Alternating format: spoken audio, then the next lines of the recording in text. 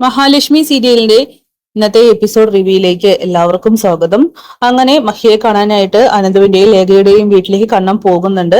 എന്നിട്ട് വീട്ടിൽ തകൃതിയായിട്ട് അഭിനയിച്ച് പൊളിക്കുന്ന സിംഹങ്ങളെ കുറിച്ചൊക്കെ തന്നെ പറയുന്നു. എപ്പോ വേണമെങ്കിൽ ഈ സത്യം അറിഞ്ഞാൽ എല്ലാം നമുക്കെതിരെ തിരിയാം. മാത്രമല്ല, മഹിയുടെ വയറ്റിൽ കിടക്കുന്ന എന്റെ കുഞ്ഞിന് ഒരുപാട് അവകാശികളാണ് ഇപ്പോൾ. നീയടക്കം മാർക്കോയും സാഗറും എല്ലാം അതിന്റെ അവകാശികളാണെന്നുള്ള സംശയത്തിലാണെന്ന് പറയുമ്പോൾ ഇത് കേട്ട് അനന്ത് പറയുന്നുണ്ട്, അതൊന്നും തന്നെ നീ ചെവി കൊടുക്കാൻ പോവേണ്ട. അവര് എന്താന്ന് വെച്ചാ പറഞ്ഞോട്ടെ. പിന്നെ കുഞ്ഞ് സേഫ് ആയിട്ട് ഭൂമിയിലേക്ക് വരിക, അതാണ് നമ്മുടെ ഉദ്ദേശം. പിന്നെ ഭൂമിയിലേക്ക് വന്നാലും അത് സേഫ് ആണെന്നുള്ള കാര്യം സംശയമാണ് എന്നൊക്കെ ഞാൻ പറയുന്നുണ്ട്. എന്തായാലും അവിടെ തറവാട്ടിലാണെങ്കിൽ സ്വാതി കണ്ണനെ സ്വാധീനിക്കാനായിട്ട് ഒരുപാട് ശ്രമിക്കുന്നുണ്ട്. അങ്ങനെ താൻ വെച്ച ഫുഡാണെന്ന് പറഞ്ഞുകൊണ്ട് കണ്ണനെ പറ്റിച്ച് വിളമ്പി കൊടുക്കുന്നുണ്ട്. ഈ സമയങ്ങളിലൊക്കെ തന്നെ കണ്ണനാണെങ്കിൽ പൊട്ടം കളിക്കുന്നത് പോലെ തന്നെ അവരോടൊപ്പം ചേരുകയാണ്. എന്തായാലും ആരുടെയും മനസ്സിലിരിപ്പ് നടക്കില്ല എന്നുള്ള ഒരു കാര്യം കണ്ണൻ ഉറപ്പ് വെക്കുന്നുണ്ട്. പിന്നീട് കണ്ണൻ റൂമിലേക്ക് പോവുകയാണ്. അങ്ങനെ മേഘനാണെങ്കിൽ കമ്പേശ്വരത്തിലേക്ക് വരുന്നുണ്ട്. ഇപ്പൊ അവനാണെങ്കിൽ അവിടെ അഴിഞ്ഞാടിക്കൊണ്ടിരിക്കുകയാണ്. കണ്ണൻ എവിടെ അപ്പച്ചി എന്ന് ചോദിക്കുമ്പോൾ അവൻ മുകളിലുണ്ട്. ഇപ്പൊ കഴിച്ചിട്ട് അങ്ങോട്ട് പോയുള്ളൂ. അല്ല, ഇവളുടെ അഭിനയൊക്കെ എങ്ങനെ കലക്കുന്നുണ്ടോ, അവന്റെ മനസ്സിൽ തട്ടുന്നുണ്ടോ എന്നൊക്കെ ചോദിക്കുമ്പോൾ തട്ടുന്നുണ്ടോ എന്നോ, ഞാനുണ്ടാക്കിയ ഭക്ഷണം ഇവളുണ്ടാക്കിയതാണെന്ന് പറഞ്ഞു കൊടുത്തപ്പോ ആ മണ്ടനാണെങ്കിൽ അത് വിശ്വസിച്ചു. അതും കഴിച്ച് അകത്ത് പോയിട്ട് ഇരിക്കുന്നുണ്ട്. എന്തായാലും ഇവള് നന്നായി തന്നെയാണ് അഭിനയിക്കുന്നത്. എന്തൊക്കെ പറഞ്ഞാലും നമ്മളുടെ ചോര, അപ്പൊ അഭിനയത്തിന് ഒരു കുറവും വരില്ല എന്നൊക്കെ ദുർഗയും പറഞ്ഞ് ചിരിക്കുകയാണ്. എങ്കിലേ ഞാൻ കണ്ണനെ ഒന്ന് കാണട്ടെ. എല്ലാവർക്കും സന്തോഷം തരുന്ന ഒരു കാര്യം സംഭവിക്കാനായിട്ട് പോവുകയാണ്. ആദ്യം ഞാൻ അവനോട് തന്നെ പറയട്ടെ. കാരണം ഇപ്പോ അവളോട് ഏറ്റവും കൂടുതൽ ശത്രുതയുള്ളത് കണ്ണന് തന്നെയാണ്. ഒരു കാരണവശാലും അവളെ ഇനി അടുപ്പിക്കില്ല. അങ്ങനെ കണ്ണനെ കടനായിട്ട് റൂമിലേക്ക് പോവുകയാണ്. ഈ സമയം കണ്ണനെ അവട്ടെ മുടി ചീകിക്കൊണ്ടിരിക്കുകയാണ്. എഴുന്നേറ്റ് നിന്നിട്ടാണ് അവൻ മുടി ചെയ്യുന്നത്. പെട്ടെന്നാണ് ഡോറ് തട്ടുന്ന സൗണ്ട് കേൾക്കുന്നത്. വേഗം തന്നെ കണ്ണൻ വീൽ ചെയറിൽ ഇരിക്കുന്നുണ്ട്. ആരാണെന്ന് നോക്കാനായിട്ട് ഡോർ തുറക്കുമ്പോൾ മേഘനാഥൻ. കണ്ണ, പിന്നെ എനിക്ക് നിന്നോട് അർജന്റായിട്ടൊരു കാര്യം പറയാനുണ്ട്. ഇനി നിന്റെ ജീവിതത്തിൽ എന്ത് നടക്കണമെന്നും ആരാണ് നിന്റെ ജീവിതത്തിലേക്ക് കയറി വരേണ്ടതെന്നും തീരുമാനിക്കുന്നത് ഞാനാണ്.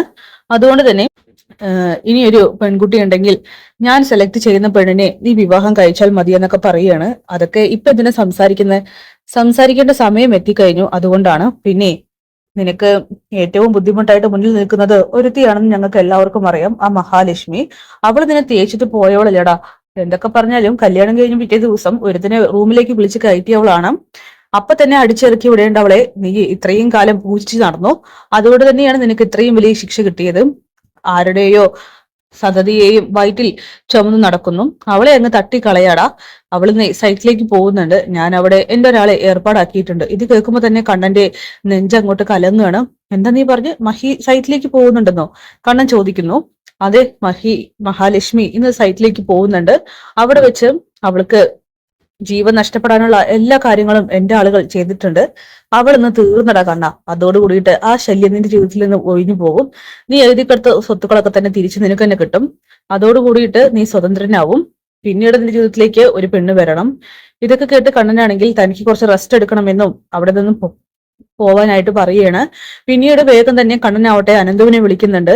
മഹി ഇന്ന് സൈറ്റിലേക്ക് പോകുന്നുണ്ടോന്ന് അനന്തുവിനോട് ചോദിക്കുമ്പോ പോകുന്നുണ്ട്, സൂക്ഷിക്കണം, മേഘനാഥൻ വന്നിരുന്നു, ഇങ്ങനെയൊക്കെയാണ് പറഞ്ഞിട്ടുള്ളത്. ആകെ പേടിയാവുന്നുണ്ട്. മഹിയുടെ ജീവന് തന്നെ ആപത്താണെന്ന് പറയുമ്പോ നീ പേടിക്കാതിരിക്കടാ. ഞാനും ലേഖയൊക്കെ തന്നെ മഹാലക്ഷ്മിയുടെ കൂടെയുണ്ട്. പിന്നെ ബാലചന്ദ്ര സാറും ഉണ്ട്. ഞാൻ അവരോട് ഇപ്പൊ തന്നെ ഇക്കാര്യം പറഞ്ഞോളാം. അതുകൊണ്ട് നീ ഒന്നും പേടിക്കണ്ട എന്നൊക്കെ പറഞ്ഞ് കണ്ണനെ ആശ്വസിപ്പിക്കുകയാണ്.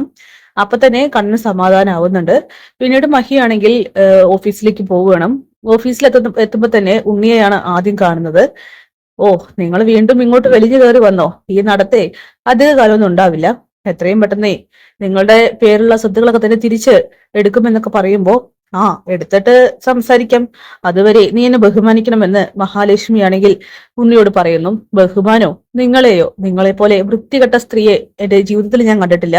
നിങ്ങൾക്ക് എങ്ങനെ തോന്നി ആ പാവ മനുഷ്യനെ ചതിക്കാൻ വേണ്ടി? അയാള് നിങ്ങളെ എത്ര നന്നായിട്ടാ നോക്കിയത്, റാണിയെ പോലെയല്ലേ കൊണ്ടു നടന്നതെന്നൊക്കെ ചോദിക്കുമ്പോ ആ പാവം മനുഷ്യനെ ഞാൻ ചതിക്കാൻ നോക്കിയത് മാത്രമാണോ തെറ്റ്? നിങ്ങളാരും അയാളെ ചതിക്കാൻ നോക്കിയിട്ടില്ല, കൊല്ലാൻ നോക്കിയിട്ടില്ല എന്നൊക്കെ അങ്ങനെ മഹാലക്ഷ്മി ചോദിക്കുമ്പോ നിങ്ങളെ ഒരുപാടൊന്നും സംസാരിക്കണ്ട, നിങ്ങൾ ചെയ്തത്ര ചതിയൊന്നും ഞങ്ങൾ ചെയ്തിട്ടില്ലെന്ന് പറയുമ്പോ ലേഖയും മഹിയും ചിരിക്കുന്നു. ലേഖ പറയുന്നുണ്ട്, ഇവനോടൊന്നും സംസാരിക്കണ്ട, വാ നമുക്ക് പോകാമെന്ന് പറഞ്ഞ് മഹിയുമായിട്ട് പോവുകയാണ്. അഹങ്കാരത്തിന് ഒരു കുറവുമില്ല, പക്ഷെ കുറവ് വരുത്തി കാണിച്ചു തരാം എന്നിങ്ങനെ ഉണ്ണിയാണെങ്കിൽ പറയുന്നുണ്ട്. അങ്ങനെ ബാലചന്ദ്രൻ മഹാലക്ഷ്മിയും ലേഖയും ചേർന്ന് സൈറ്റിലേക്ക് പോവുകയാണ്. ഈ സമയം മേഘനാഥനാവട്ടെ അവിടത്തെ ഒരു കയ്യാളുടെ അടുത്ത് വിളിച്ചിട്ട് പറയുന്നുണ്ട്, എല്ലാം ഓക്കെ അല്ലേ, അവര് സൈറ്റിലേക്ക് പുറപ്പെട്ടിട്ടുണ്ടെന്ന്. എല്ലാം ഓക്കെയാണ് സാർ, ഒരു തള്ളവിരൽ തട്ടിയാൽ അപ്പോ എല്ലാം കൂടി പൊട്ടി താഴെ വീഴും, അതോട് കൂടിയിട്ട് ആള് കാര്യാവും, എന്റെ നെഞ്ച് പിടയ്ക്കുന്നു ഇങ്ങനെ ഒരു കാര്യം ചെയ്യുന്നതിൽ.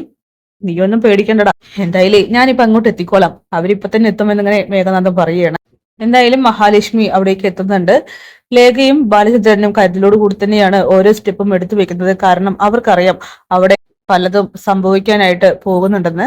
അങ്ങനെ ലേഖ പറയുന്നുണ്ട്, മഹി സൂക്ഷിച്ചു വേണം, മുകളിലേക്കൊന്നും കയറാൻ നിൽക്കണ്ട, നമുക്ക് ഇവിടെ തന്നെ നിൽക്കാം എന്നൊക്കെ. പക്ഷെ മേഘനാഥനാവട്ടെ പുതിയൊരു പ്ലാൻ ഒരുക്കിക്കൊണ്ടാണ് വന്നിരിക്കുന്നത്. അഥവാ മഹി ആ ഒരുക്കി വെച്ചിരിക്കുന്ന കെണിയിൽ ചവിട്ടി താഴെ വീണ് മരണപ്പെട്ടില്ലെങ്കിൽ അവളെ വെടിവെച്ച് കൊല്ലുക എന്നത്. അതുകൊണ്ട് തന്നെ അവൻ തോക്കൊക്കെ ആയിട്ട് അങ്ങോട്ട് വരുന്നുണ്ട്. അത് ഒട്ടും പ്രതീക്ഷിക്കാത്ത ഒരു തിരിച്ചടി തന്നെയാണ്. എന്തായാലും കൃത്യസമയത്ത് തന്നെ അവിടേക്ക് മാർക്കോയും ലോപ്പസും ഒക്കെ തന്നെ എത്തുന്നുണ്ട്. മേഘനാഥന്റെ കൈകളിൽ നിന്നും മഹാലക്ഷ്മിയെ രക്ഷപ്പെടുത്തി എടുക്കുന്നുണ്ട് കേട്ടോ. പിന്നീട് കരുണാലയത്തിലായി ആവട്ടെ മുത്തശ്ശിയാണെങ്കിൽ വീണ്ടും പഴയ ഒരു സ്വഭാവം മോഹിനിക്ക് നേരെ എടുത്തിരിക്കുകയാണ്. അതായത് കണ്ണന്റെ ബലത്തിലായിരുന്നു അമ്മയും മോളും ഇത്രയും നാൾ അഹങ്കരിച്ചതെന്നും ഇനി ആ ബലമില്ലെന്നും ഇനി നിങ്ങൾ രണ്ടുപേരും ചവിട്ടുകുട്ടകളാണെന്നും ഞങ്ങളെ ഭരിച്ചതിന്റെ ശിക്ഷ ഇനി അനുഭവിക്കണമെന്നൊക്കെ മോഹിനിയോട് മുത്തശ്ശി പറയുന്നു.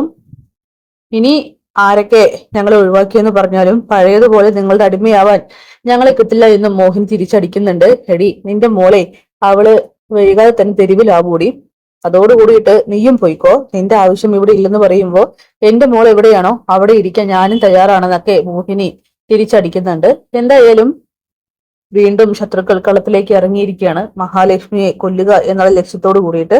അപ്പൊ കാത്തിരിക്കാം കിടിലൻ എപ്പിസോഡ്സിനായിട്ട്. Bye bye.